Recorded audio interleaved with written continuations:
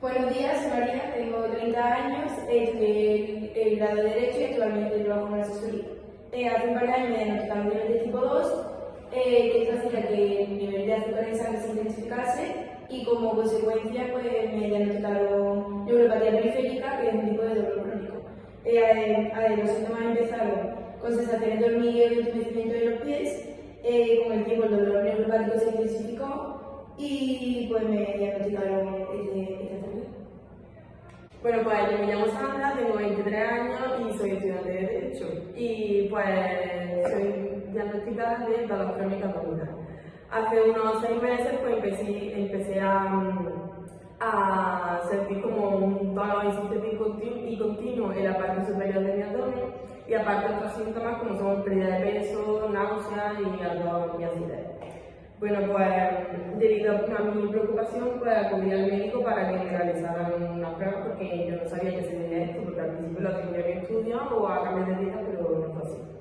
Entonces, pues estas pruebas encontraron un tumor en mi estómago y el diagnóstico, por desgracia, fue que tengo cáncer de estómago, aunque no está en una fase muy avanzada.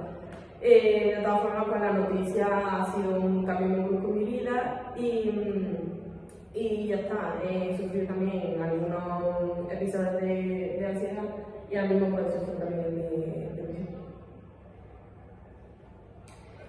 Yo soy Lola, tengo 30 años y soy contable y desde hace aproximadamente 10 años tengo dolor crónico lumbar.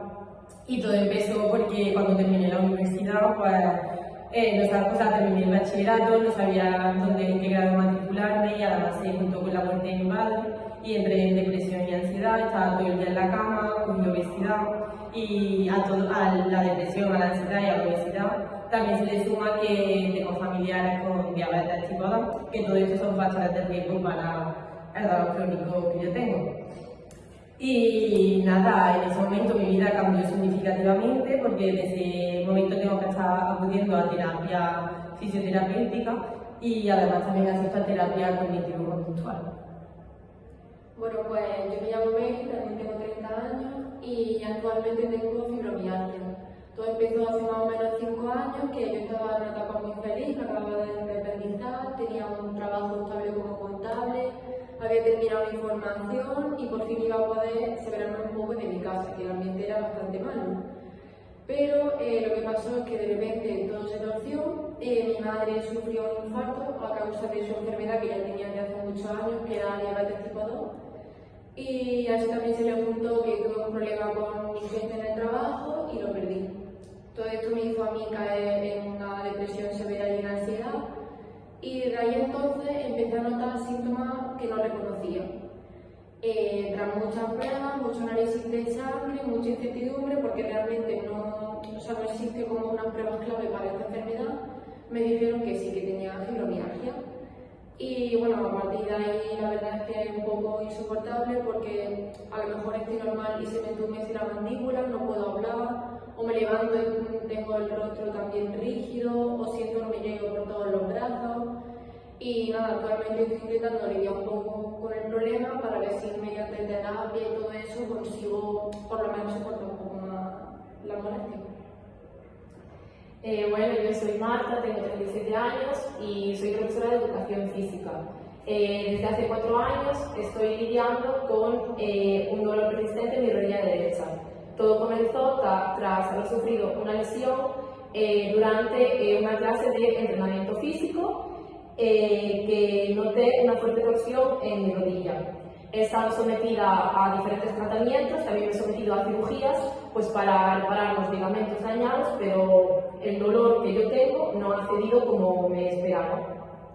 El dolor es constante, es persistente y en muchas ocasiones puedo lidiar con él, pero sobre todo se intensifica cuando tengo que realizar alguna actividad física y en muchas ocasiones también cuando mantengo un reposo prolongado. La movilidad de mi rodilla se ve significativamente afectada, ya no solo en la flexión, sino también en la extensión. Eso dificulta actividades en mi vida diaria y también en mi trabajo. Mi preocupación ha sido mucho peor de la que es ahora mismo. Ahora mismo puedo lidiar con ella mejor, pero sí que como me dedico a esto, soy profesora de educación física, siempre me vi perjudicada por mis pensamientos, en lo que si mi futuro podría volver a ser normal y podría volver a enfrentar las situaciones que antes me enfrentaba con normalidad, pues de la misma manera. Buenos días, yo soy Raquel Fernández, tengo 35 años y trabajo como administrativa en una oficina. Desde hace 5 años sufro de migrañas y cefaleas crónicas. Los síntomas más comunes que siento es dolor paulativo en la cabeza, náuseas y vómitos, y todos estos síntomas vienen predecidos por una obra visual que veo sobre todo en el ojo derecho y después desencadenan estos síntomas. Los episodios de migraña me duran entre 4 y 72 horas y al final ahora ya se ha convertido en un dolor de cabeza crónico. Lo que quiere decir que al principio de mi enfermedad lo llevaba mucho mejor que ahora, ya que ahora no me permite hacer la mitad de actividades ni en mi ámbito laboral ni social por el miedo a que este dolor me dure muchas más horas de la prevista y cada vez sea más intenso. Bueno, pues la verdad es que me alegro mucho de conoceros, me parece muy interesante. Algunos sí que los conocía, pero es verdad que el tuyo me ha llamado más la atención porque del dolor crónico lumbar no sé nada. ¿Me puedes explicar un poquillo más de qué trata? Sí, a ver, todo empezó porque, bueno, como he dicho antes, estuve tirada en la cama y empecé a sentir como un hormigueo en los brazos, perdí sensibilidad en las piernas y me empezó a dar un pulso muy fuerte en la espalda. Entonces fui al médico y la verdad que fue bastante rápido porque con un examen físico y una resonancia magnética y una radiografía me detectaron que los discos intervertebrales estaban desplazados y que además había mucha sensibilidad.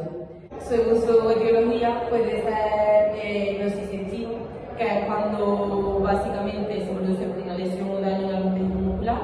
También puede ser neuropático, que es cuando está relacionado con el sistema nervioso central, y psicogénico, que en este caso es por factores psicológicos. Y yo, aunque el más común, siempre en el dolor crónico suele ser nociceptivo, considero que el mío es una mezcla de, porque es una lesión, al final una lesión en un tejido muscular porque perdió elasticidad, pero también es psicogénico, porque probablemente si no hubiera estado en el estado en el que estuve debido a la depresión y a la ansiedad, no habría desencadenado en esto. Pues sí, porque en verdad estos factores de riesgo pueden desencadenar dolor crónico que nosotros no conocemos. Yo estuve hablando con mi psicóloga y bueno, yo tuve depresión porque a raíz del dolor crónico y de la diabetes tuve que dejar la natación, que era el deporte que yo hacía desde pequeña y que me ayudaba mucho a liberar estrés y tensiones. Entonces, esto te digo en una depresión que es uno de los factores de riesgo y ataque de ansiedad. Yo al no poder liberar estrés o tensiones, pues me provocaban constantes ataques de ansiedad que gracias a mi psicóloga he podido calmar. Pero todos esos son factores de riesgo que hacen que nuestro dolor crónico incremente, como por ejemplo también el sedentarismo, que yo a raíz de la depresión pues no salía de casa, me quedaba en el sofá, no salía de la cama, sobre todo cogí peso, sobrepeso también cogí, y tanto el sedentarismo como el sobrepeso es algo que hace que el dolor aumente y que la depresión también se intensifique. Bueno, pues con todo lo que ha dicho ella de los factores de riesgo y tal, sí que es verdad que yo creo que la mayoría, como hemos estado hablando, los hemos ido desencadenando poco a poco, pero yo también al principio la frustración que tenía era que pues, tras haber pasado por diferentes sitios de psicólogos, tratamientos, rehabilitaciones, no conseguía darme cuenta de las características psicológicas que estaban asociadas concretamente a mi dolor. Y era algo que me provocaba también cierta frustración. Claro, es que yo pienso que al final casi todo hemos tenido depresión y ansiedad y yo creo que eso no nos lo produce el dolor solo, sino el hecho de tener tantas pruebas, de no saber por qué nos pasa, de no encontrar tratamiento. Y bueno, yo en mi caso, de lo hecho de las características psicológicas, de lo que me estoy informando, yo vi que en mi caso pasaba mucho radiopsiquia, que era básicamente se te ralentizan los pensamientos, aparte de que se vuelven más negativos, no eres capaz de pensar con una velocidad normal. Y esto en el día a día te limita. Luego también está anedonia, que es no satisfacerte, no solo en el ámbito físico, sino en todo. No eres capaz de disfrutar de las cosas y ni de obtener placer de nada. Y esto va un poco con la depresión. Me parece muy importante lo que acabas de decir, ya que creo que los factores psicológicos y los desencadenantes son factores muy importantes para saber llevar y tratar nuestra enfermedad. Yo en mi caso, por ejemplo, sufría mucho de estrés y de insomnio, ya que acababa de llegar nueva a un puesto de trabajo y me autoexigía muchísimo por demostrarle a mi jefe y al resto de compañeros que yo era digna para saber llevar ese trabajo. Entonces hacía el doble de horas que me tocaba, no descansaba y eso me provocaba llegar cada día a casa con un dolor muy fuerte de cabeza, lo que hoy en día ha desencadenado a las cefaleas crónicas y a las migrañas. Una vez ya busqué ayuda y me lo diagnosticaron con lo que tengo, las características psicológicas cambiaron y fueron todo lo contrario, como por ejemplo la desmotivación o la falta de autoestima por creer que no voy a ser capaz de aguantar ciertas situaciones que me tocan sobrellevar en mi día a día. Bueno, pues yo quería preguntar cuáles son las terapias que más han funcionado o cuáles son las intervenciones psicológicas que más han servido. En mi caso, yo, por ejemplo, me encuentro realizando una terapia cognitivo-conductual que he de decir que me está ayudando mucho para sobrellevar la intensidad de mi dolor a la vez que la carga emocional que me supone pues, mi condición. En primer lugar, pues mi psicóloga y yo trabajamos en la educación de mi condición y la validación de mis emociones a la vez que evaluó mi conducta también. Después pues ya comenzamos a modificar mis pensamientos disfuncionales y la verdad que ya empezaba a replantear la vida de otra perspectiva, de una manera ya más dentro de la realidad y con un pensamiento positivo. Y me está ayudando muchísimo con la depresión. Luego, gracias a esta terapia, pues siento que todo es menos intenso y mi estado de ánimo por fin está empezando a mejorar. Y me está yendo pues muchísimo mejor, me está devolviendo la esperanza, vuelvo a llevar mi vida de manera más normativa y aprovechando pues las oportunidades que la vida me ofrece. Y decía además que he estado bajo tratamiento también farmacológico para tratar tanto mi depresión como el dolor que me ocasionaba mi problema, pero la verdad que la mejoría solo era a corto plazo. Y por tanto la suma de esta terapia, pues la verdad que me está resultando muy efectiva.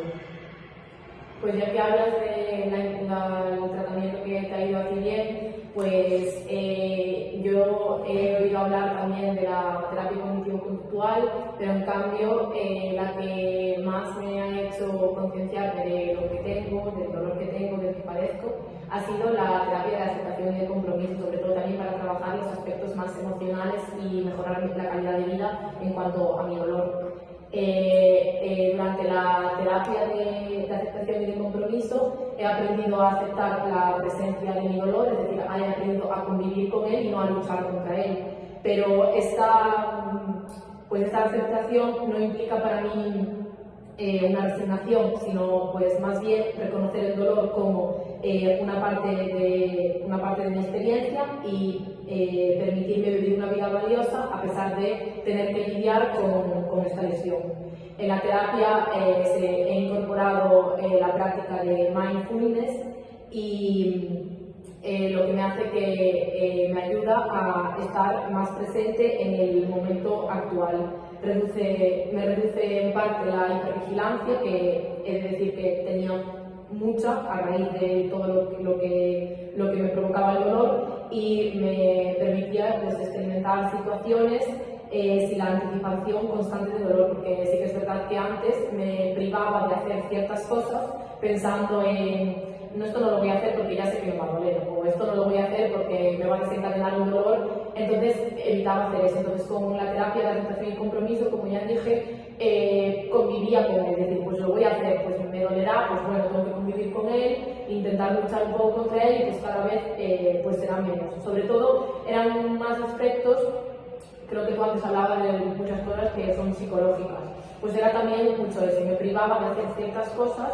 por lo que sé que me podría doler, y al final la terapia me ha ayudado mucho con eso, a convivir con él y a aumentar también mi bienestar en general, a pesar de saber que ese dolor está ahí. ¿Ves tú esa yo la veo nunca? Yo, por ejemplo, me siento muy identificada con Sandra porque también tuve una terapia cognitivo-conductual. ¿Vosotros? ¿Tuviste alguna? Yo sí, yo también tuve terapia cognitivo-conductual y la verdad que me fue muy bien, me ayudó a lidiar con la depresión, la ansiedad y sobre todo con el dolor. Pues mira, yo no tuve de eso, pero sí que tuve mindfulness porque me dijeron que era lo que me podía venir mejor ya para relajarme, para poder controlar el dolor. Y al principio sí que es verdad que iba con una psicóloga que me ayudaba, pero ya hasta el punto que lo puedo hacer yo sola, no necesito ayuda. Y yo sobre todo también muchas técnicas en terapia de relajación, como por ejemplo mi problema era mayormente el estrés, muchas técnicas de relajación y así también me han ayudado. Bueno, chicas, pues encantada de la conversación. Igualmente. Adiós.